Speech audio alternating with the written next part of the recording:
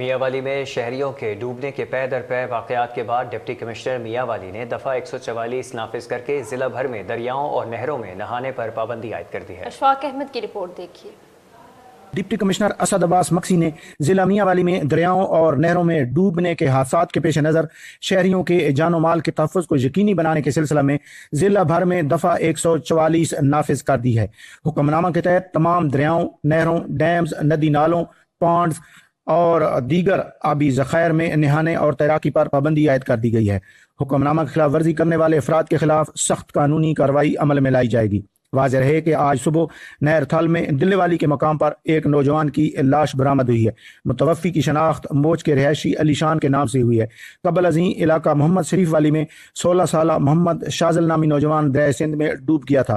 گھنٹوں مد ہوئی ہے۔ متوفی کی شناخت موج کے رہائشی علی شان کے نام سے ہوئی ہے۔ قبل ازیں علاقہ محمد شریف والی میں اسی طرح پیر پہائی کے مقام پر دریائے سندھ میں ڈوبنے والے 35 سالہ عصمت علی کی لاش مسلسل 13 گھنٹے طویل سر آپریشن کے بعد نکالی جا سکی تھی، جبکہ چند روز قبل سی پیک کے نزدیک دھپسڑی کے مقام پر انصر عباس نامی 10ویں کلاس کا طالب علم حادثاتی طور پر دریائے سندھ میں ڈوب کر جاں بحق ہو گیا تھا۔ میاں والی میں ہر سال دریائے سندھ اور نہروں میں نہانے پر پابندی کے باوجود درجنوں افراد ڈوب جاتے ہیں۔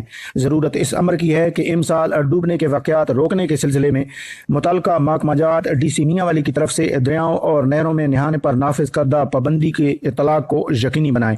اشفاق احمد، روز نیوز، میاں والی۔